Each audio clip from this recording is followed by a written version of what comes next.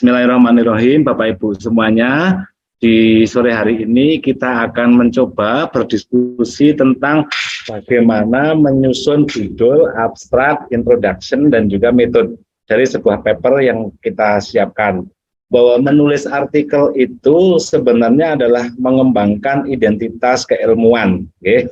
Oleh karenanya, artikel yang kita tulis itu harus memberikan kontribusi bagi pengembangan ipteks atau kemanfaatan bagi pengembangan komunitas, masyarakat, atau peradaban. Sekali lagi, menulis artikel itu adalah mengembangkan identitas keilmuan penulisnya, sehingga artikel yang ditulis itu merupakan cap atau label atau identitas siapa penulisnya. Hati-hati Bapak Ibu, menulis artikel adalah mengembangkan identitas keilmuan. Oleh karenanya artikel yang ditulis, yang kita tulis itu harus memberikan kontribusi bagi pengembangan ipteks atau kemanfaatan bagi pengembangan komunitas, pengembangan masyarakat, atau syukur-syukur ke pengembangan peradaban. Nah, itu dicirikan dengan hadirnya sebuah kebaruan gagasan. Yang baru itu gagasannya, atau metodenya, atau cara membahasnya. Dan yang paling penting, artikel yang nanti kita submit ke sebuah jurnal itu harus enak dilihat dan enak dibaca. Konsepnya ini saja.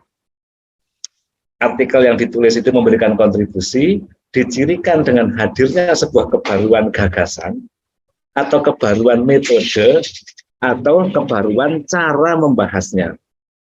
Dan artikel yang terbit itu enak dilihat, disawang itu ke pena, rapi, benar, dan enak dibaca. Oleh karenanya, Bapak Ibu Stoyo, mari kita mulai diskusinya. Kalau kita lihat general structure of a research article, itu kan di dalamnya ada yang namanya bagian pendahuluan ya, bagian pertama itu terdiri dari title, abstract, keyword, itu merupakan title page-nya. Lalu berikutnya lagi ada main text. Main text itu isinya imrat, introduction, method, result, and discussion. Kemudian di bagian penutup itu ada conclusion, acknowledgement, reference, dan supplementary data. Nah, yang dimaksud dengan novelty adalah unsur kebaruan. Artikel dikatakan baik jika mengandung unsur kebaruan sehingga memiliki kontribusi baik bagi pengembangan keilmuan maupun pada kontribusi praktis di dalam kehidupan dalam skala yang lebih luas. Jadi ujung-ujungnya sebuah artikel yang kita terbitkan itu kan harusnya memberikan manfaat secara saintifik dan itu bisa berkembang menjadi manfaat bagi pengembangan peradaban, manfaat bagi pengembangan kehidupan dalam skala yang lebih luas lagi. Jadi intinya artikel itu bagiannya ada 3. Bagian pertama itu adalah bagian title page-nya itu title, abstract, keyword, itu kuncinya harus make them easy for indexing and searching. Jadi title, abstrak, keyword itu harus informatif, atraktif, efektif, dan searchable, gampang dicari. Lalu main text, journal space is not unlimited, di situ silakan berkembang, make your article as concise as possible. Walaupun itu tidak terbatas, tetapi bagian imret pun itu harusnya adalah ringkas. Tetapi ringkasnya ada batasannya, jangan seringkas-ringkasnya nanti jadi double abstrak. Lalu di bawahnya lagi ada kesimpulan, ucapan terima kasih, referensi, dan supplementary data itu adalah bagian pendukungnya saja, supplementary dari sebuah artikel itu.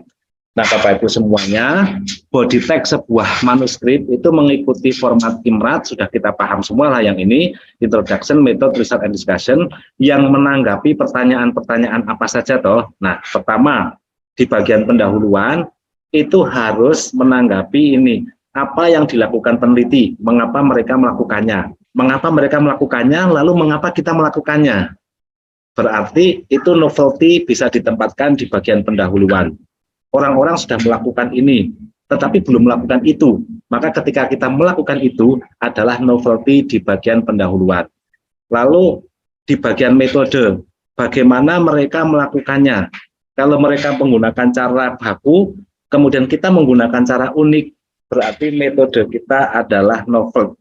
Lalu hasil, Apa yang mereka menemukan, yang mereka temukan ketika mereka menyajikannya itu dalam bentuk tabel-tabel yang seperti itu sebaku, kemudian kita bisa menyajikannya dalam bentuk grafik yang berbeda dengan software terbaru, itu juga novelty dalam menyajikan data. Pendahuluannya mungkin gagasannya sama, metodenya sama, hasilnya sama, tetapi kita bisa mendiskusikannya dengan cara yang berbeda, maka itu juga merupakan kebaruan di dalam membahas. Jadi artikel yang strong, artikel yang kuat itu ketika gagasannya baru, metodenya baru, hasilnya ditampilkan dengan cara-cara baru dan dibahas dengan cara-cara baru. Setidaknya kalau kita tidak bisa menempatkan novelty di 4 tempat, minimal 3, minimal 2, minimal 1 harus ada novelty-nya. Pertama, syukur-syukur gagasannya baru. Jadi kalau gagasannya baru, metodenya baku, hasilnya mengikuti hasil dari metode dan diskusinya biasa, itu juga sudah merupakan novelty. Ya, tapi kalau gagasannya kok masih sama seperti yang dilakukan orang, oh enggak masalah. Yang penting kita cari metode pembuktian yang unik, yang baru, memberikan wawasan baru kepada peneliti lain. Itu juga novelty. Lalu hasil orang lain menyampaikan dengan cara yang umum, kita menyampaikan dengan cara-cara yang unik, itu juga novelty. Dan pembahasannya unik, novelty juga. Jadi tenang, yang dimaksud novelty research tidak terbatas hanya pada gagasan, tetapi kita bisa menempatkan novelty itu pada metode, pada result, dan juga pada discussion. Jadi sekarang sudah terbuka lagi, oh berarti ada banyak solusi untuk menemukan novelty penelitian kita, tidak hanya sebatas pada gagasan. Kita akan lihat ini, struktur dari sebuah artikel itu adalah dari deduksi plus induksi atau deduktif plus induktif. Apa itu? Deduktif dan induktif yang lengkap itu akan mengumpul jadi satu dan mewakili yang disebut dengan bobot ilmiah. Oleh karenanya, di dalam sistem penulisan artikel, kemarin kita sudah membahas tentang induktifnya, membahas hasil, memberikan makna, membandingkan dengan prior finding, lalu penegasan temuan baru. Sekarang kita akan menyusun deduktifnya. Apa deduksi itu? Pertama, bagian di pendahuluan, bagian pertama harus menyoroti masalah objektif dan penting. Misalnya berkaitan dengan kesehatan, berkaitan dengan pangan, dengan informatika, semua bidang, saya yakin memiliki masalah objektif dan penting. Apa itu masalah objektif? Masalah objektif adalah masalah yang sedang didiskusikan oleh peneliti-peneliti hebat di jurnal-jurnal terakreditasi atau jurnal-jurnal bereputasi internasional. Jadi itu nggih, kuncinya masalah objektif adalah masalah yang sedang didiskusikan menjadi ongoing debat bagi atau oleh para peneliti-peneliti top dunia yang dilaporkan di jurnal-jurnal bereputasi. Yang kedua, ada apresiasi dan kritisi terhadap prior finding-nya. Oh, dari masalah yang penting itu ternyata kita menemukan 10 peneliti, maka dari 10 hasilnya itu harus kita apresiasi dan kita kritisi. Si A bagus ini menghasilkan ini, tapi ini. Peneliti B melaporkan ini keren, tetapi ini. Peneliti C ini ning ini, peneliti D ini ning ini. Nah, kita mencari ning, however, namun demikian, akan tetapi, itu yang kita cari. Nah, setelah kita bisa menyajikan akan tetapi itu, baru kita muncul gagasan, kreatif, dan beralasan. Mengapa kita memberikan gagasan riset itu?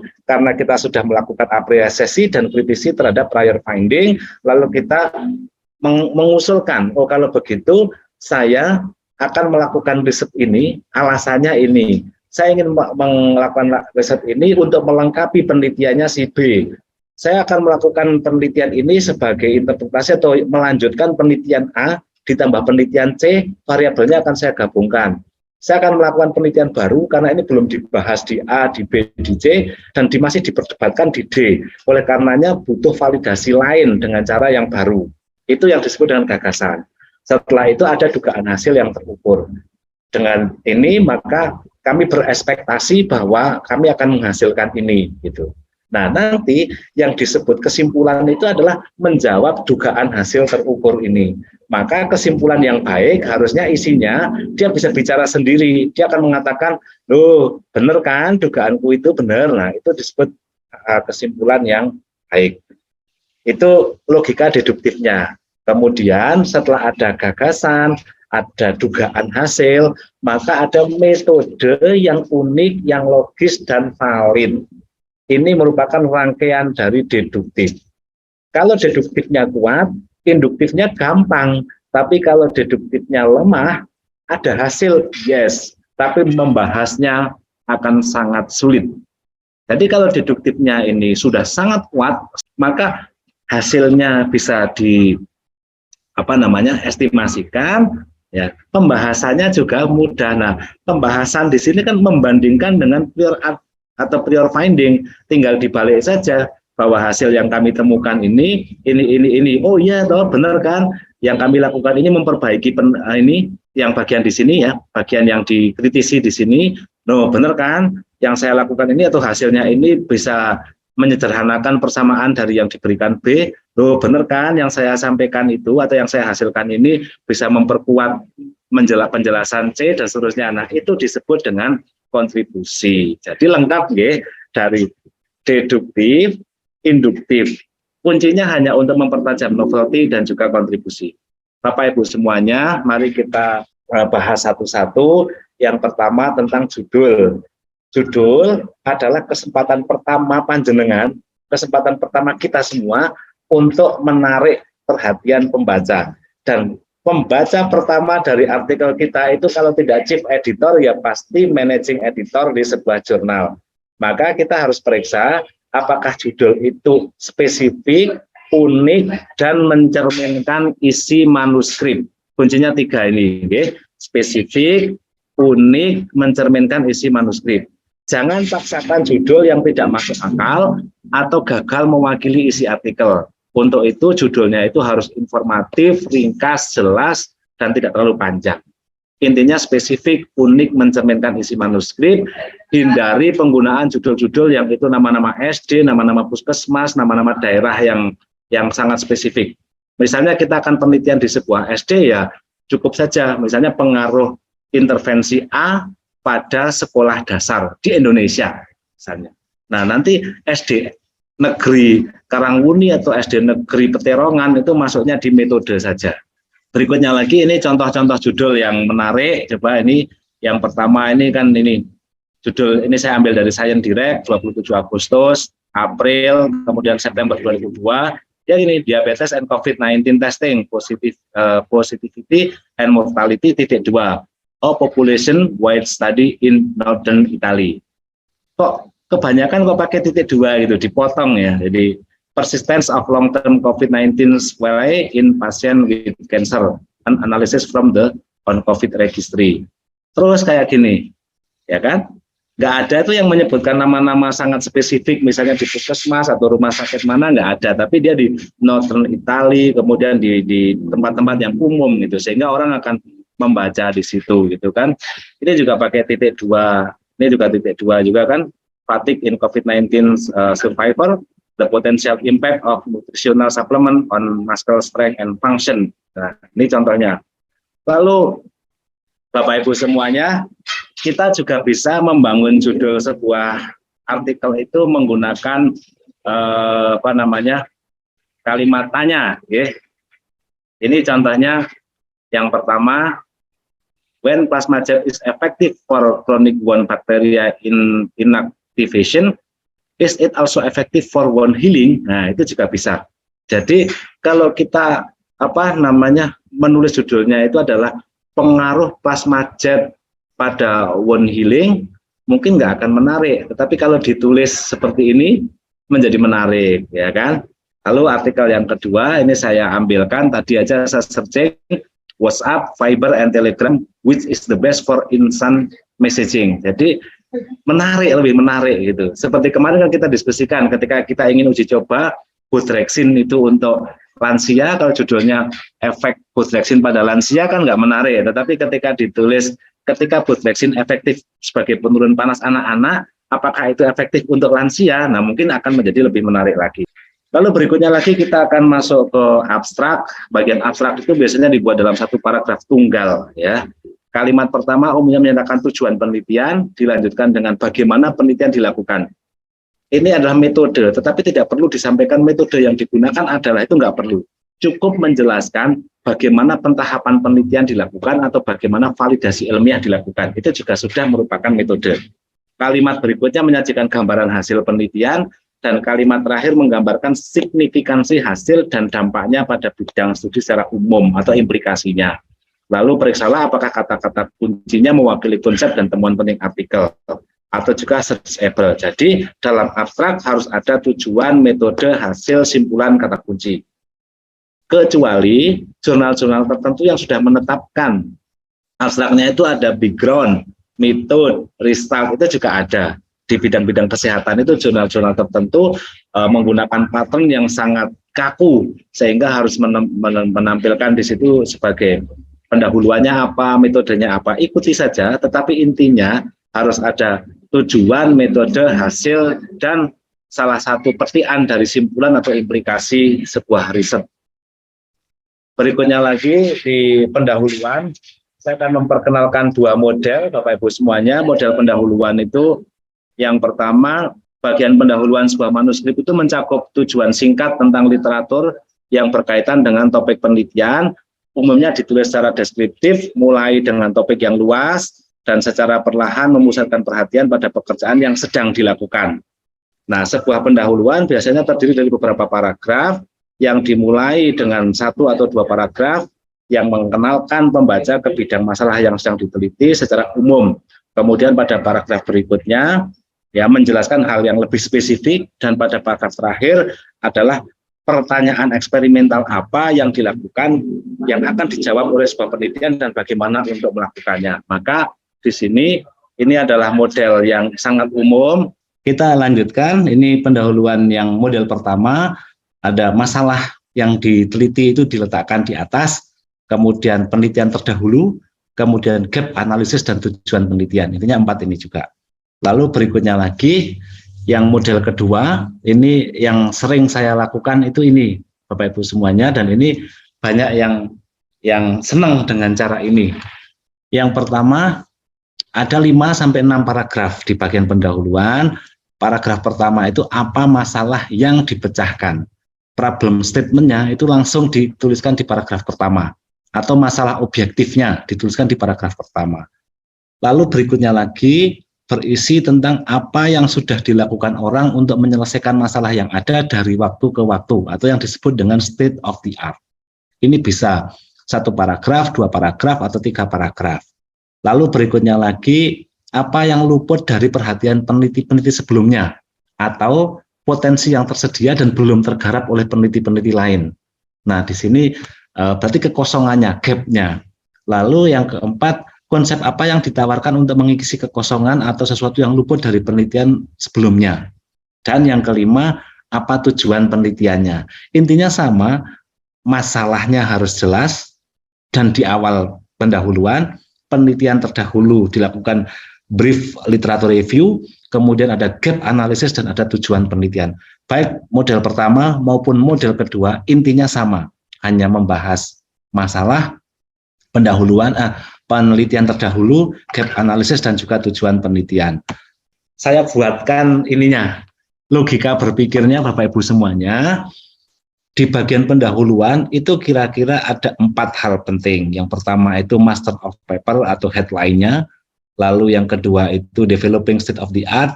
Lalu yang ketiga itu gap of knowledge statement. Dan yang kelima itu novelty statement. Ada masalah objektif berdasarkan fakta dan rujukan yang sahih yang pertama di sini. Kesenjangan dengan kondisi ideal, ada rujukannya, dan tutup dengan tujuan penelitian. Di paragraf pertama kalau bisa, itu masalahnya harus objektif, dipermasalahkan oleh peneliti lain, bukan dipermasalahkan oleh kita. Jadi di situ misalnya berdasarkan laporan Dinas Pertanian ditemukan bahwa produksi gabah di persawahan di daerah Jepara itu belum ideal. Karena di Thailand misalnya bisa mencapai 8 ton per hektar dan di Jepara hanya 6 ton per hektar. Lalu itu ada sitasi dari siapa sih yang mengatakan itu gitu. Nah, berarti kan ada kesenjangan. Nah, berarti kalau seperti itu boleh langsung ditutup dengan tujuannya. Oleh karena itu, artikel ini menyajikan sebuah metode baru atau cara baru untuk memperbaiki atau meningkatkan produktivitas gabah dengan cara ini. Itu juga boleh. Berarti itu adalah masternya atau headline of paper. Lalu berikutnya lagi, developing state of the art. Kita mengembangkan state of the art, apa yang sudah dilakukan orang, dalam hal ini adalah peneliti, terkait masalah yang disampaikan dengan rujukan yang mutakhir, kemudian apa yang luput dari perhatian orang, ya previous researchers, berikan kritik ilmiah yang santun. Lalu apa yang dilakukan authors, yang kita lakukan untuk mengisi sesuatu yang hilang dari perhatian peneliti sebelumnya, gagasan apa yang ditawarkan, grand teori apa yang mendukung gagasan tersebut. Jadi kalau 4 ini ada di dalam pendahuluan, berarti loss, ya lepas itu, sudah pasti oke. Gitu. Lalu berikutnya disambung ke metode. Langkah deduktif yang terakhir adalah metode. Setelah tadi di pendahuluan, berarti ini metode. Bagian metode penelitian itu berisi deskripsi langsung dari metode yang digunakan. Bagian metode berisi pernyataan bahan yang digunakan, misalnya menggunakan bahan-bahan, prosedur utama, teknik yang digunakan dalam pengambilan data, dan teknik analisisnya. Tetapi jangan menggunakan 1, 2, 3 atau bulat, bunder, jangan. Walaupun itu prosedur utama, tetap harus disajikan dalam bentuk paragraf yang mengalir. Teknik dalam pengambilan data sampaikan dalam paragraf yang mengalir berparagraf-paragraf.